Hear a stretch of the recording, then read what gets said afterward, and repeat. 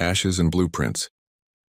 The rain hammered against the floor-to-ceiling windows of Morrison and Associates as Simone Blackwell stared at the cardboard box in her hands. Inside were 5 years of her life, a cracked coffee mug with "World's Best Architect" printed on it, 3 architecture magazines featuring buildings she'd helped design but never received credit for, a wilted succulent, and a framed photograph of her late father standing beside his first building. "You need to leave. Now." Richard Morrison's voice cut through the storm of her thoughts like a blade through paper. He stood in the doorway of what had been her office until 15 minutes ago, his silver hair perfectly coiffed, his Tom Ford suit immaculate despite the chaos he'd just created in her life. "Richard, please just look at my files. The timestamps, the original sketches, everything proves those designs are mine." Simone's voice cracked despite her efforts to remain composed. She'd been awake for 36 hours, putting the final touches on the Verdant Tower proposal, a revolutionary skyscraper design that would generate more energy than it consumed. It was supposed to be her breakthrough project, the one that would finally make her a senior partner. Instead, Jennifer Walsh had presented it as her own work that morning. "I've seen Jennifer's sketches. They're dated 3 weeks before yours." Richard's face remained impassive, but Simone caught the slight tightening around his eyes. He wanted to believe Jennifer. Jennifer was charming, came from money, played golf with his son. Simone was the scholarship kid from Queens who'd worked her way through Columbia, who stayed late every night while others went to networking dinners she couldn't afford. "Because she took photographs of my work and backdated them." Simone set the box down on her former desk with more force than intended. A security guard shifted uncomfortably by the door. "We were friends, Richard. I trusted her. I showed her everything, asked for her feedback. Enough." Richard held up one hand. "Jennifer has been with this firm for 7 years. Her family has been in architecture for 3 generations. You've been here 5 years, and frankly, Simone, you've always been more of a technician than a visionary. This design? It's brilliant. It's revolutionary. It's Jennifer's style, not yours." The words landed like physical blows. Simone had poured everything into this firm, had sacrificed relationships, sleep, her health. She'd designed the sustainable features for the Hancock renovation that had won them the AIA award. She'd solved the structural impossibility of the Riverside Plaza when Marcus Chen's calculations had failed. She'd worked through her father's funeral because Richard had said the Miami project couldn't wait, and now she was being called a technician. "I want to speak to Jennifer." Simone straightened her spine, channeling every ounce of her father's stubbornness. He'd built 3 schools in underprivileged neighborhoods before the cancer took him. He'd taught her that good work spoke for itself. He'd been wrong. "Jennifer is meeting with the clients right now. Your presence would be awkward." Richard moved toward her, herding her toward the door. "I'm not going to press charges for attempted theft of intellectual property, Simone. Be grateful for that. But I can't have someone on my team who would stoop to such desperate measures. You're terminated, effective immediately. 2 weeks severance." "No reference? No reference?" Simone's voice rose despite herself. "Richard, without a reference from you, I can't work in architecture in this city. You know that. You're destroying my career over a lie. I'm protecting this firm over what I believe to be the truth." He nodded to the security guard.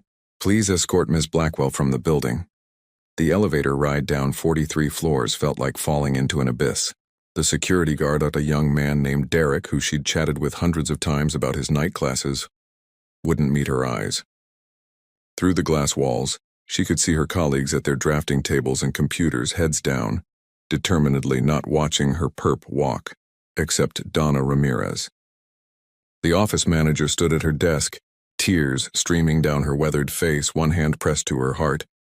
Donna, who brought homemade empanadas every Friday, who'd helped Simone move into her apartment, who'd held her when she cried after her father died.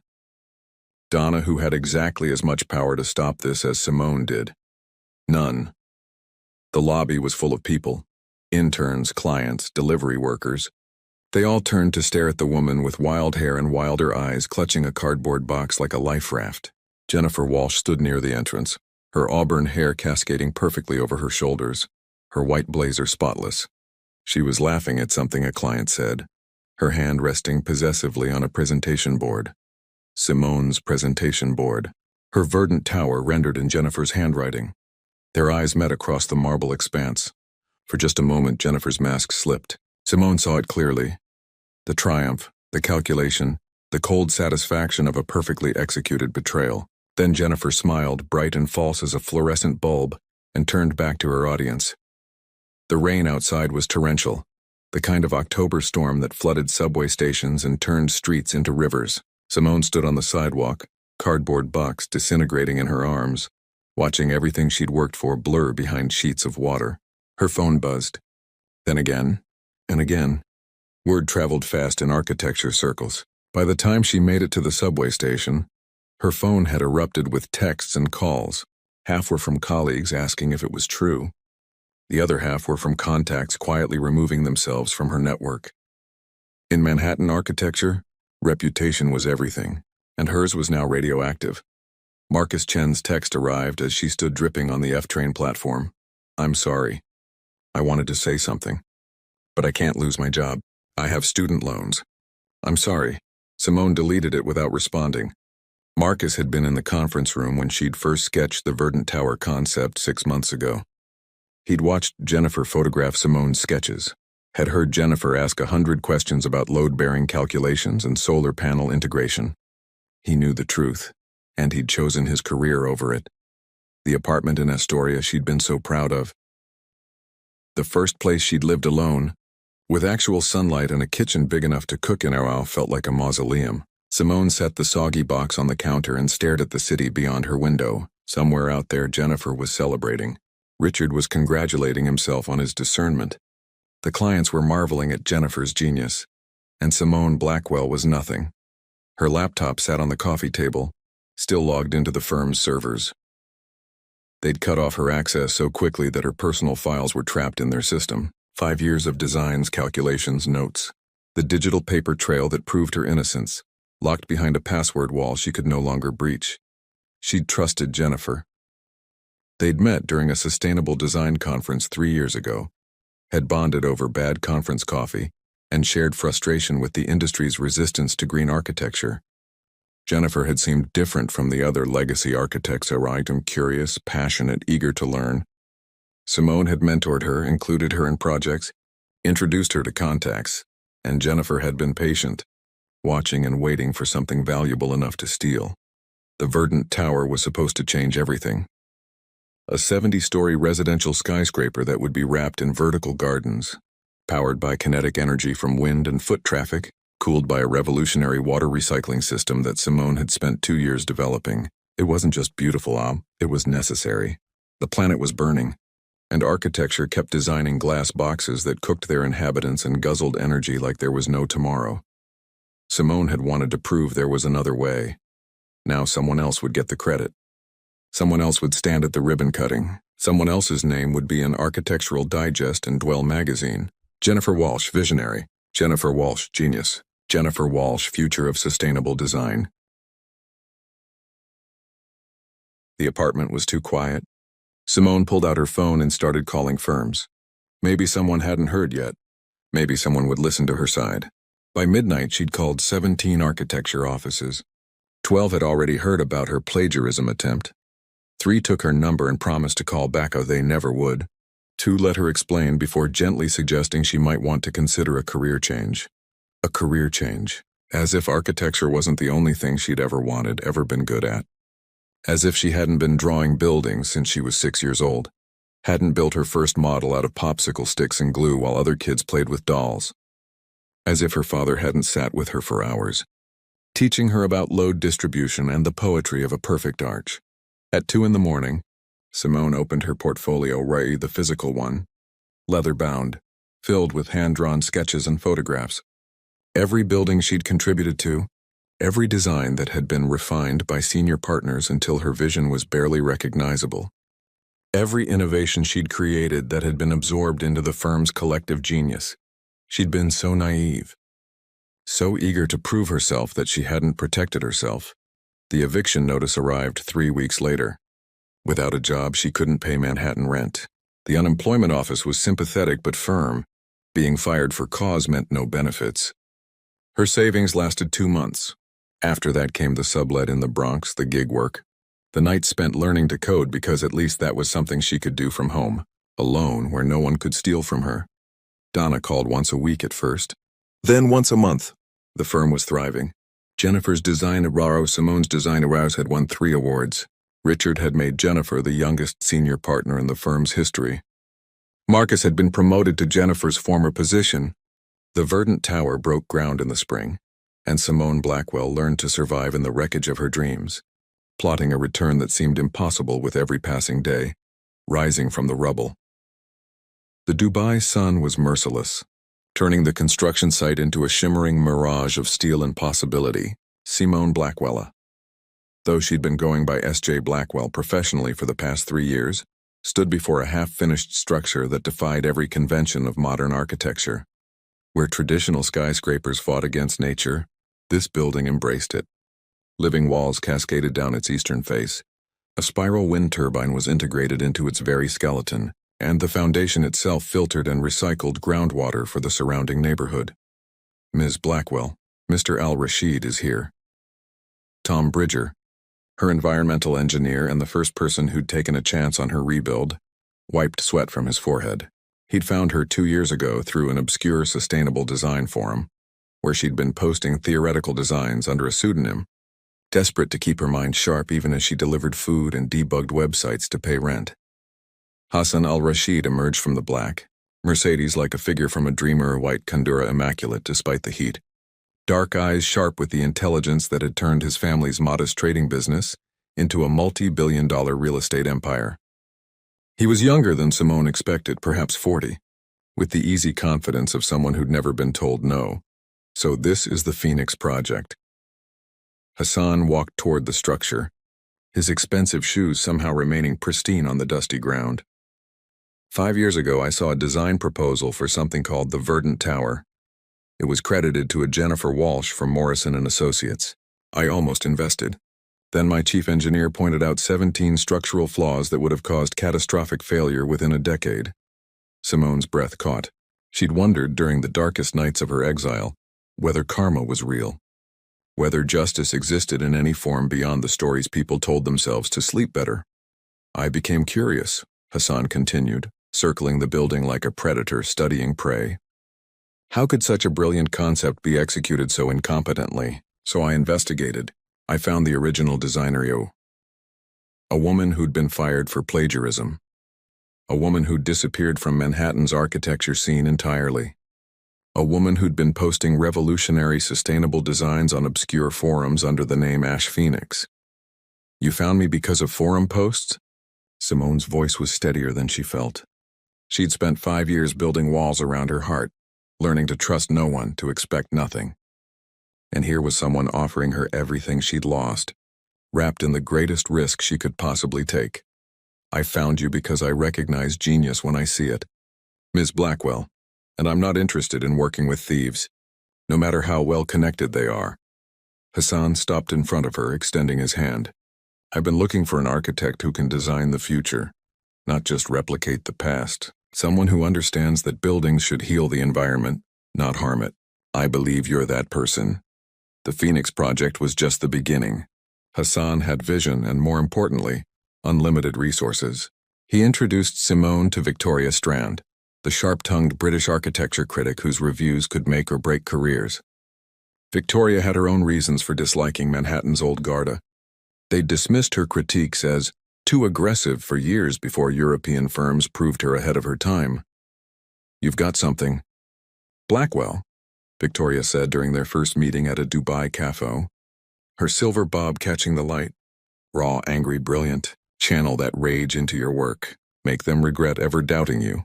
And Simone did. The Phoenix Project finished 6 months ahead of schedule and 30% under budget.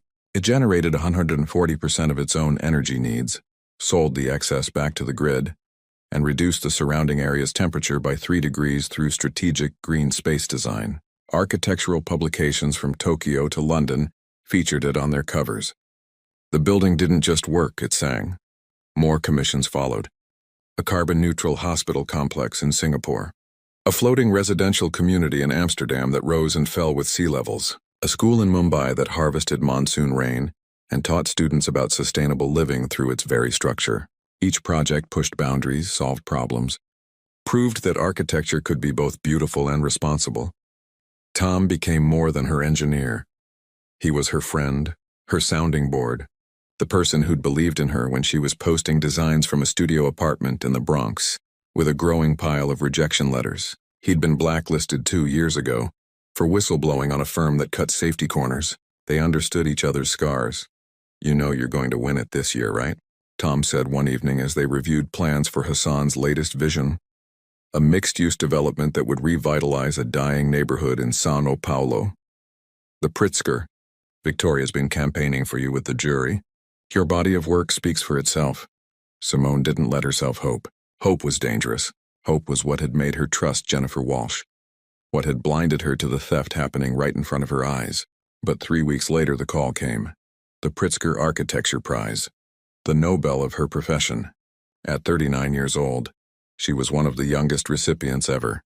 The ceremony in Chicago was surreal, 1,000 people standing to applaud her, journalists wanting interviews, architects who'd rejected her 5 years ago suddenly claiming they'd always known she was talented.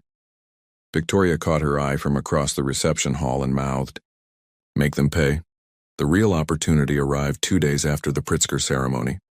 Hassan requested a meeting at his Chicago hotel suite, his expression unreadable.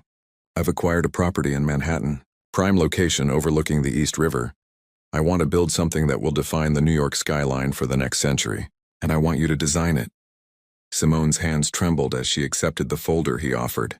The location was 4 blocks from Morrison & Associates. The scope was staggering, a mixed-use mega-complex that would include residential, commercial, and public spaces. The budget was whatever she needed it to be, and Hassan wanted it to compete directly for the same city contracts that Morrison & Associates had dominated for decades. "There's more," Hassan said quietly. "Morrison & Associates is in trouble. The Verdant Tower has significant structural issues, exactly the ones my engineer predicted. They've had 3 emergency evacuations in the past year. The residents are suing. Their insurance won't cover it, because Jennifer Walsh apparently falsified some of the engineering reports to hide problems she didn't understand. The firm is hemorrhaging money and reputation." Simone sank into the leather chair, her mind racing. Jennifer's theft had been even more destructive than she'd imagined. By stealing designs she didn't understand, Jennifer had built a monument to her own incompetence. People could have died. Still could if the building failed catastrophically. "Richard Morrison is scrambling," Hassan continued. "He's trying to secure this East River project to save his firm. The city is taking proposals for the next 2 months.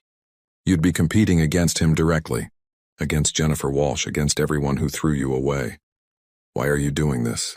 Simone asked. "You could hire any architect in the world. Why give me the chance to settle a score?" Hassan smiled, and for the first time she saw something other than business calculation in his expression. "My father was a merchant, small-time, barely successful. His business partner stole everything, inventory, contacts, even my father's reputation. My father spent 10 years rebuilding in Dubai while his former partner thrived in Abu Dhabi. When my father finally succeeded, he didn't destroy his betrayer. He simply became so successful that the betrayer's mediocrity was exposed by contrast. That's real revenge, Ms. Blackwell, not destruction, nor transcendence." Simone flew back to New York for the first time in 5 years. The city looked the same but felt different. She wasn't the desperate, broken woman who'd left. She was S.J. Blackwell, Pritzker Prize winner, designer of the Phoenix Project, architect of the future. The proposal consumed her. She worked with Tom for 16 hours a day, designing something that would make the Verdant Tower look like a child's toy. The River Garden complex would be a vertical ecosystem, 3 towers intertwined like DNA helixes, connected by sky bridges that doubled as wind farms, wrapped in solar glass that generated power while providing views. The ground level would be public parkland, free to all New Yorkers. The residential units would be mixed income, proving that sustainable luxury didn't have to be only for the wealthy. And every system, every calculation, every beam would be engineered to last not decades but centuries. "This will bankrupt them," Tom said, studying the renderings. "Even if Morrison & Associates submits a proposal, it won't come close to this." "Good," Simone said, and meant it. The presentation to the City Planning Commission was scheduled for October 15th. Simone requested a meeting with Richard Morrison 2 weeks before, through official channels. as the representative of Al Rashid Development Corporation. His assistant, no longer Donna, who'd apparently retired, had tried to put her off. But when Simone dropped Hassan's name and mentioned the East River project, she got her meeting within 24 hours. Walking into the Morrison and Associates building felt like visiting a grave. Same marble lobby, same glass walls, same elevator that had carried her down into exile. But now she wore a custom suit from London, carried designs that would reshape Manhattan's skyline, and had the backing of one of the world's wealthiest developers. The receptionist didn't recognize her. Why would she? The Simone Blackwell who'd left was haggard, broken, drowning. This woman was steel-wrapped in silk. "Mr. Morrison will see you now," the receptionist said, gesturing toward the elevator. 43rd floor. Conference room A. Simone's heart hammered as the elevator rose. She'd played this moment in her mind 1,000 times during her exile year. What she'd say, how she'd stand, whether she'd allow herself the satisfaction of watching Richard's face when he realized what he'd thrown away. But now that it was real, she felt oddly calm. She didn't need his validation anymore. She didn't need his apology. She just needed him to understand what he'd lost. The conference room was full. Richard sat at the head of the table, older now, grayer with new lines of stress around his eyes. Jennifer Walsh was beside him, still beautiful but brittle somehow, like expensive china with hairline cracks. Marcus Chen sat further down, his eyes widening with recognition when Simone entered. And there were others and partners she didn't recognize, probably brought in to save the sinking ship. Ms. Blackwell. Richard stood, extending his hand with the same false warmth he'd always employed with clients. "Thank you for meeting with us. I understand you're working with Hassan al-Rashid on a proposal for the East River site. We're also submitting a proposal, and I thought perhaps we could discuss collaboration." Simone ignored his hand and took the seat directly across from him. She placed her portfolio on the table, shard leather-bound, worn from 5 years of carrying her dreams through airports and construction sites and presentations that had rebuilt her career one project at a time. "Collaboration," she repeated, letting the word hang in the air. "That's interesting, Richard. The last time we discussed collaboration, you fired me, destroyed my reputation, and blacklisted me from working in Manhattan architecture. You called me a technician who lacked vision. You chose to believe a thief over someone who'd given you 5 years of loyalty." The room went silent. Jennifer's face drained of color. Marcus looked at his hands. "Now," Simone continued, her voice level and cold, "you want to collaborate because your firm is failing. Because the Verdant Tower on my design, stolen by Jennifer and executed incompetently, is a structural disaster that's destroying what's left of your reputation. Because you finally realized that I wasn't the problem. I was the solution you threw away." Richard's composure cracked. "Simone, there were misunderstandings. Jennifer has explained Jennifer lied," Simone cut him off. "She stole my work, backdated her copies, and you believed her because she came from the right family and went to the right schools. You destroyed my career based on her word alone. No investigation, no benefit of the doubt, just instant execution." "We'd like to make amends," Richard said carefully. "Perhaps bring you back to the firm. Senior partner, full profit sharing. Your name on the door." Simone laughed, sharp and bitter. "You think I want to work for you? After everything? Richard, I'm not here to join Morrison and Associates. I'm here to bury it." She opened her portfolio and spread the River Garden complex renderings across the table. Even as preliminary sketches, their brilliance was undeniable. She watched their faces as they processed what they were seeing. Oh, the innovation, the scope, the sheer ambition of it. This wasn't just a building. It was a statement about what architecture could be. "This is our proposal for the East River project," Simone said. "Hassan al-Rashid has unlimited funding. I have the Pritzker Prize and an international reputation for delivering projects that exceed expectations. The City Planning Commission will choose our design, and Morrison and Associates will lose the contract that might have saved you."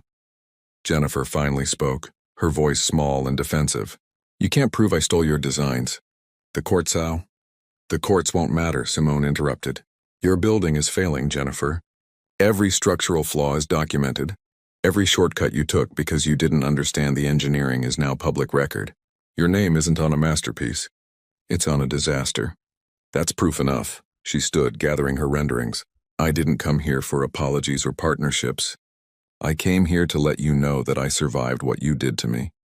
I rebuilt my career from nothing, and now I'm going to show this entire city what you threw away. The girl from Queens who wasn't good enough for Morrison and Associates is about to design the building that defines Manhattan for the next 100 years. And you'll watch from whatever's left of this firm after the lawsuits finish with you. Simone walked to the door, then paused. Donna Ramirez, the office manager who was kind to me. If she needs a job after this firm collapses, have her call me. She deserves better than going down with your ship. The elevator ride down felt like flying. The final blueprint. The New York City Planning Commission hearing room was packed beyond capacity. Journalists lined the walls, cameras positioned to capture every moment of what had become the most anticipated architectural presentation in a decade. Outside, protesters held signs both supporting and opposing the East River development. Community activists worried about gentrification, environmental groups championing sustainable design, real estate moguls anxious about competition. Simone sat in the front row beside Hassan and Tom, her hands folded calmly in her lap, despite the hurricane of emotion swirling through her chest. Across the aisle, Richard Morrison looked diminished somehow, his expensive suit hanging slightly loose, suggesting weight loss and sleepless nights. Jennifer Walsh sat rigid beside him, her perfect veneer showing cracks through chipped nail polish, a coffee stain on her sleeve, eyes darting nervously around the room. Marcus Chen sat 2 rows back, separated from his former partners. Simone had heard through Victoria that he'd tried to resign from Morrison and Associates 3 times in the past month, but Richard had convinced him to stay until after this presentation. Guilt, apparently, was a persistent companion. All rise for Commissioner Patricia Okonkwo, the bailiff announced. Commissioner Okonkwo was a formidable woman in her 60s, a former urban planner who'd transformed 3 dying neighborhoods into thriving communities without displacing their original residents. She'd publicly criticized the Verdant Tower's lack of affordable housing units. Simone had studied every speech, every article, every decision the commissioner had made in her 15-year tenure. "Please be seated," Okonkwo said, her voice carrying authority earned through decades of fighting for better cities. "We're here to review proposals for the East River Development Project. This is not a trial. This is an opportunity for 2 firms to present their vision for what could become a cornerstone of Manhattan's future. Morrison and Associates will present first, followed by Al Rashid Development Corporation, represented by S.J. Blackwell." Richard stood, and Simone felt a flicker of something unexpected. Not sympathy exactly, but recognition of the human being beneath the man who'd destroyed her. He looked tired, scared, desperate in a way she understood intimately because she'd lived it. His presentation was competent, traditional, safe. A sleek glass tower with standard sustainable features our LEED Gold certified, solar panels on the roof, a small public plaza at ground level. It was the kind of building Manhattan had dozens of already, nothing revolutionary, nothing that would change anything. "Our firm has been serving New York for 43 years, Richard concluded. "We understand this city's needs, its character, its future. We're not chasing international prizes or theoretical ideals. We're building for New Yorkers, by New Yorkers." The jab was clear. Simone was the outsider now, the one who'd abandoned Manhattan for foreign commissions and international acclaim. She wondered if Richard realized how perfectly he'd captured why his firm was failing, refusing to evolve, clinging to tradition, afraid of anything that challenged the comfortable status quo. "Ms. Blackwell, you may present," Commissioner Okonkwo said. Simone rose, and the room seemed to hold its breath. She'd given hundreds of presentations over the past 5 years, but this one mattered differently. This wasn't just about winning a contract. It was about reclaiming her place in the city that had rejected her, proving that exile had made her stronger rather than breaking her. "Commissioner Okonkwo, members of the commission, thank you for this opportunity." Simone's voice was steady as Tom dimmed the lights and the first rendering appeared on the screen behind her. "I'm not going to talk about my credentials or my firm's history. I'm going to show you the future." The River Garden complex materialized in 3-dimensional glory, 3 towers braided together like living things, their facades covered in vertical gardens that changed color with the seasons. Sky bridges connected them at multiple levels, each bridge housing wind turbines disguised as art installations. The ground level was a public park with winding paths, a community garden, an outdoor amphitheater, and a farmer's market space. This complex will house 800 residential units, 40% affordable housing, 30% middle income, 30% market rate, Simone explained as the slides changed. Unlike developments that segregate by income, these units will be distributed throughout all 3 towers. Your neighbor might be a teacher, a CEO, an artist, or a nurse, because that's what cities are supposed to be, are places where people from different walks of life share space and build community. She clicked to the technical specifications. The building will generate 160% of its energy needs through a combination of solar glass, kinetic flooring, and integrated wind turbines. Excess energy will power the surrounding 6 blocks. The vertical gardens will reduce the urban heat island effect by an estimated 5 degrees. The water reclamation system will process and recycle 95% of water used in the building, while also filtering rainwater runoff for the East River. Commissioner Okonkwo leaned forward, studying the renderings with sharp attention. But this isn't just about environmental metrics, Simone continued. It's about proving that sustainable architecture doesn't have to be ugly or exclusive. These towers will be beautiful. They'll be accessible. They'll show that we can build density without building desperation. We can house people without destroying neighborhoods. We can grow upward while thinking about the ground beneath our feet. She paused, meeting Richard's eyes across the room. Mr. Morrison said his firm builds for New Yorkers. I am a New Yorker. I was born in Queens. My father built schools in the Bronx. I delivered food in every borough while trying to restart my career after being wrongfully terminated. I know this city's struggles because I've lived them. And I'm designing this building not from a place of theory, but from a place of understanding what this city needs. There's housing that's affordable, spaces that bring people together, and architecture that doesn't cook the planet for our grandchildren. The presentation lasted 40 minutes. When Simone finished, the room erupted in applause, not just polite recognition but genuine enthusiasm. She saw tears on some faces, fierce nods of approval on others. Even some of the real estate moguls looked impressed, calculating how much money they could make if someone proved sustainable density could work. Commissioner Okonkwo called for a brief recess. Simone stepped outside into the hallway, her legs shaking now that the adrenaline was fading. Tom and Hassan flanked her immediately, providing supportive presence without needing words. Ms. Blackwell? A quiet voice behind her. Simone turned to find Marcus Chen, his hands shoved deep in his pockets, his expression a mix of shame and desperate sincerity. I need to tell you something. I should have told you 5 years ago, Marcusa. Please. I've been carrying this for too long. He glanced back toward the hearing room. I testified to the City Planning Commission's Ethics Board this morning. I gave them everything: raw emails, timestamps, photographs of your original sketches, records of meetings where you presented the Verdant Tower concept months before Jennifer claimed it. I documented every lie she told and every time Richard ignored evidence that contradicted his preferred narrative. Simone's breath caught. Why now? Because I've spent 5 years watching an innocent woman's career get destroyed while I kept my head down and collected paychecks. Marcus's voice cracked. Because 3 people were injured when part of the Verdant Tower's facade collapsed last month. Because I can't look at myself in the mirror anymore knowing I chose cowardice over truth. I'm testifying against Morrison and Associates in the resident lawsuits. I'm prepared to lose my license if necessary, but I needed you to know that I'm finally doing the right thing, even if it's 5 years too late. Tom stepped forward protectively, but Simone raised a hand to stop him. She studied Marcus and really looked at him. He'd aged badly, stress evident in every line of his face. Student loans he'd texted all those years ago. He'd chosen survival over justice, and it had clearly eaten him alive. Thank you for telling the truth, Simone said finally. I can't forgive you yet. Maybe not ever. But I appreciate the courage it took to come forward. Marcus nodded, tears tracking down his face. I don't deserve forgiveness. I just wanted you to know that not everyone believed their lies. Some of us knew you were innocent. And that makes what I did even worse. He walked away, shoulders hunched, carrying the weight of his choices. Tom touched Simone's arm gently. You okay? Yeah, Simone said, surprised to find it true. I'm okay. The commission reconvened an hour later. Simone could read the decision on Commissioner Okonkwo's face before she said a word. The slight smile, the way she looked directly at Simone with something that might have been respect.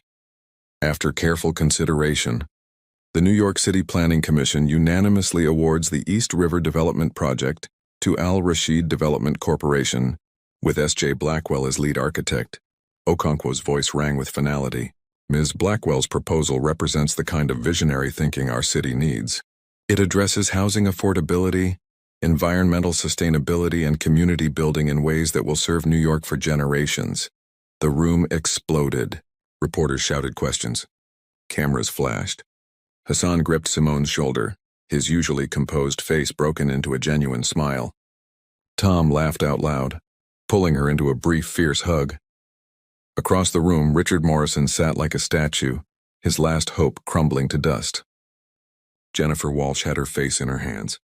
Their firm wouldn't survive this hour, losing the contract combined. With the ongoing lawsuits would bankrupt them within months. Simone should have felt triumphant, vindicated. This was everything she'd worked toward for 5 years. But watching Richard's empire collapse, seeing Jennifer's career end in public disgrace, she felt something unexpected settling in her chest. Not satisfaction. Something quieter. Something that felt almost like peace. 3 months later, Simone stood in an office that had once been Richard Morrison's. Morrison and Associates had declared bankruptcy 6 weeks after losing the city contract. The liquidation sale had been brutally furniture auctioned off, art sold to pay creditors, 43 years of history reduced to empty rooms and bad memories. Hassan had offered to buy the entire building and gut it. But Simone had another idea. She'd purchased Morrison and Associates through a shell corporation, kept the name, and restructured everything. Donna Ramirez was now Chief Operations Officer, overseeing a staff that included 12 formerly blacklisted architects who'd been driven out by the old guard's politics and prejudice. Tom was Chief Engineer, and the firm's new mission statement, carved into the reception wall in steel letters, building the future together. Ms. Blackwell, your 3 o'clock is here. Donna's voice came through the intercom, warm with the same kindness that had sustained Simone through her darkest days. Jennifer Walsh entered the office like a ghost. Thin, pale, diminished. She'd lost her architecture license after the ethics board hearing. The lawsuits had taken everything else but her apartment, her savings, her reputation. Simone had heard she was working as a project coordinator for a small renovation company in Jersey City, starting over at the bottom of an industry that now knew her as a thief. "Thank you for seeing me," Jennifer said, her voice barely above a whisper. "I wouldn't have blamed you if you'd refused." Simone gestured to a chair. "I almost did. But I remember what it feels like to lose everything. I'm not interested in making you suffer more than you already are. I don't deserve your mercy." Jennifer's hands twisted in her lap. "I stole from you. I destroyed your career. I could have killed people with my incompetence. I've spent 3 months trying to understand why I did it, and I still don't have a good answer. Jealousy, ambition, fear that I'd never be as talented as you? All of the above, probably," Simone said. Hurt people. I learned that during my exile. But I also learned that revenge doesn't heal anything. It just spreads the pain around." Jennifer looked up, eyes red and swollen. "What do you want from me? An apology? I'm sorry doesn't cover it. Acknowledgement? I've told everyone who will listen that you were innocent. Restitution? I have nothing left to give you." "I don't want anything from you, Jennifer." Simone pulled a folder from her desk. "But I'm going to give you something anyway. There's a small architecture firm in Portland, Morrison West, no relation to Richard.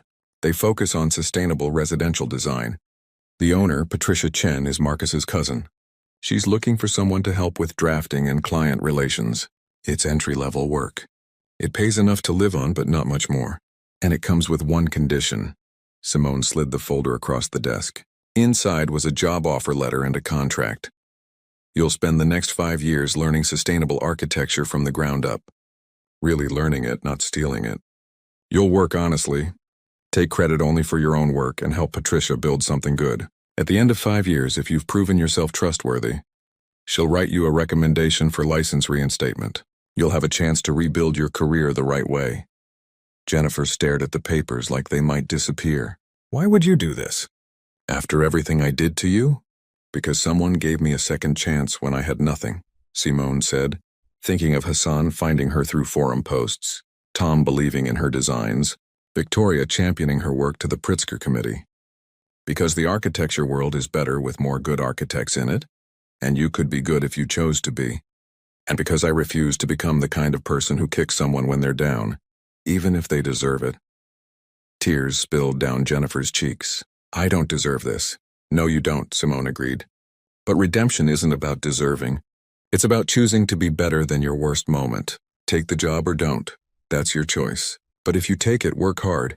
Be honest, and maybe in a decade you'll have built something you can actually be proud of. Jennifer took the folder with shaking hands. Thank you. I'll spend the rest of my life trying to earn this. After she left, Simone stood at the window overlooking Manhattan. Somewhere out there, the River Garden complex was beginning construction.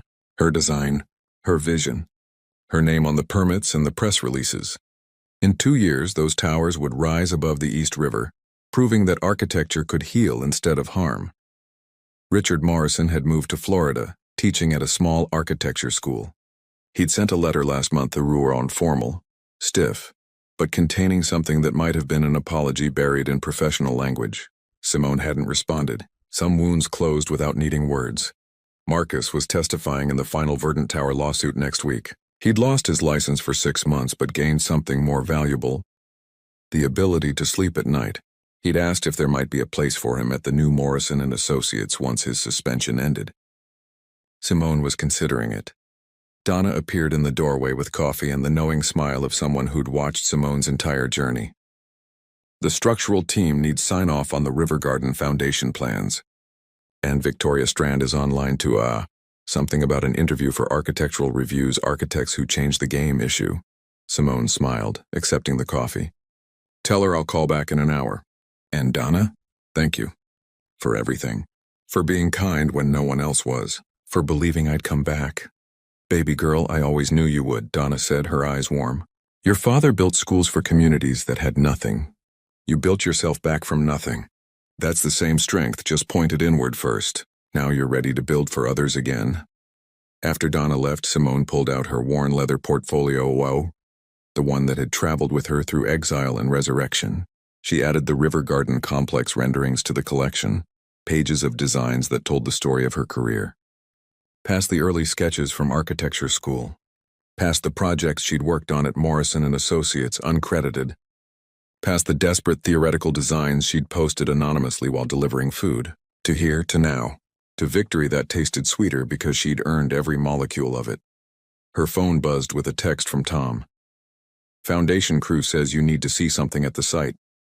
Some kind of good luck tradition. Simone grabbed her jacket and headed for the elevator. The construction site was only 4 blocks away. She could walk it in 10 minutes.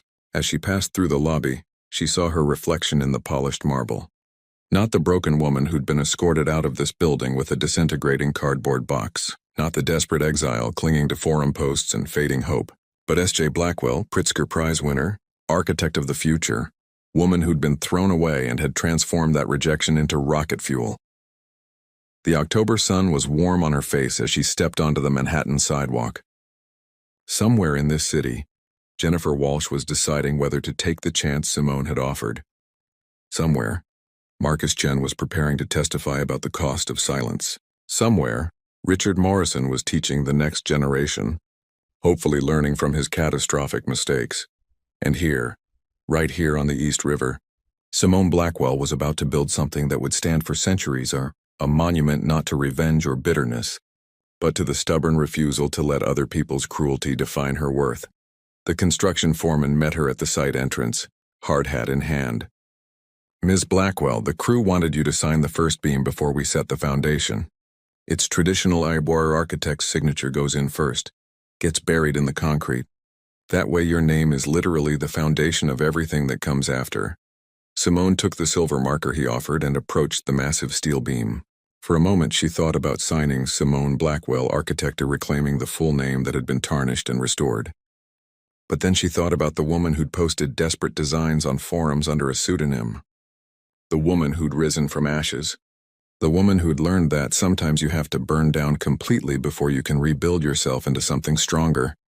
She signed, Ash Phoenix Azau, building tomorrow, today. As the beam was lowered into place and the concrete began to flow, Simone Blackwell stood amid the noise and dust and possibility, watching her signature disappear into the foundation of her greatest work.